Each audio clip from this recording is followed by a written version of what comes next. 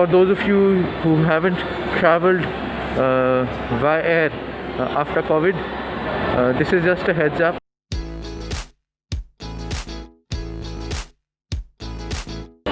I am off to Delhi from Kolkata and onward to our post-COVID inaugural trip to road trip to Manali, Panchkula, Deravasi, so on and so forth. I just checked in, and for nothing to fear, there's not much that has changed.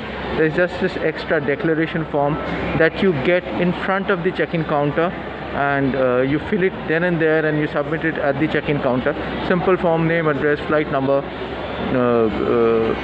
phone number, email, and some basic health questions. Whether you're suffering from any comorbidities, whether you're suffering from hypertension, BP, and your destination pin code. That apparently is very vital. So pretty basic, no big deal, but do carry a pen. That makes it handy. Otherwise you go about, because the airlines guys don't provide you a pen, they just provide you a form. So you just fill in that form and you submit it at the counter. I was expecting to show the Arogya Setu app at the entry because they did have a board there, but nobody asked for it. The only other difference with prior flying is that earlier I would normally check in at the airport itself. Now it's mandatory that passenger checks in beforehand and carries a copy of the boarding pass, e-boarding pass, that is printed out. So that is the one that you need to show at the gate. So this is something they're insisting on prior web check-in. The airports are still fairly empty. It's not as crowded. It's a Monday morning flight, and it's still not very crowded. Looks a little sad, but then people are flying.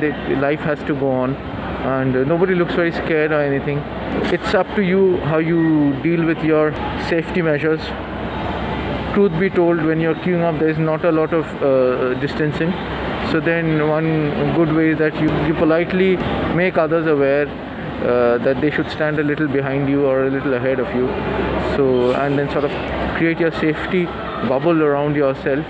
And it's not only for your safety, it's for their safety as well. So, please don't feel bad doing that. It's not been a bad experience. I reached a little early expecting some more COVID-19 shenanigans, but then I still am like more than 1.5 hours away from my flight, so I need to while away my time here. And in terms of personal safety, different people have different standards. I chose to sit at solitary place, not very crowded. I made it a point to walk a little inside. The seats in the front were full, but then this zone is relatively empty. So I chose to sit there, not only because I wanted to do this little video, but also because I wanted to sit somewhere away from people, not too close to other people. Among the measures taken by airport authorities are like they have ensured they put a sticker on every middle waiting seat, so that like no two people are sitting adjacent to each other. So like there's one seat empty between two people. They have plastic shields at every check-in counters so that the check-in officers do not face you directly.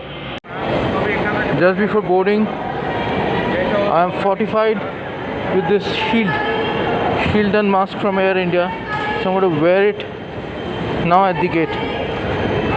And that's the closest to an astronaut I shall look in this lifetime. It's not so bad as I thought. The vision is clear. It's little compromise for safety. Air India has provided some refreshments. Normally they would go about serving trays, but this time it's packed boxes. There's a cake and fruity. Oh man, fruity. It's been months, actually years. Some more packed stuff. I think a sandwich? I doubt if I'll eat any of this now, but feels good. Ciao for now. See you in Delhi. I reached Delhi finally, and it's like first step to welcome home, and then also welcome to our trip. It was an okay flight. It was extremely crowded. It doesn't seem anybody is scared of flying. In fact, a lot of people are probably avoiding trains and other modes of transport and opting for flights. So my Air India flight was absolutely chock-a-block.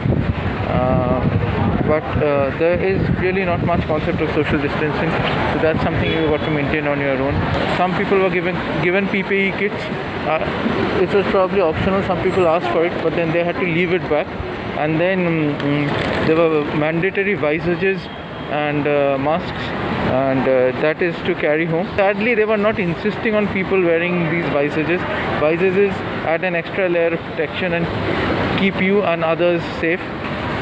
But then they were not insisting on it, so some people wore it, some people didn't. Masks, yes, everybody wore masks, although they were slipping down at times. But then you gently nudge them and then they lift it, so nobody's arguing. So yeah, ciao. Subscribe to Delhi Fundu's YouTube channel and press the bell icon to be notified for the next travel videos. As usual, please don't forget to like, comment and share this video.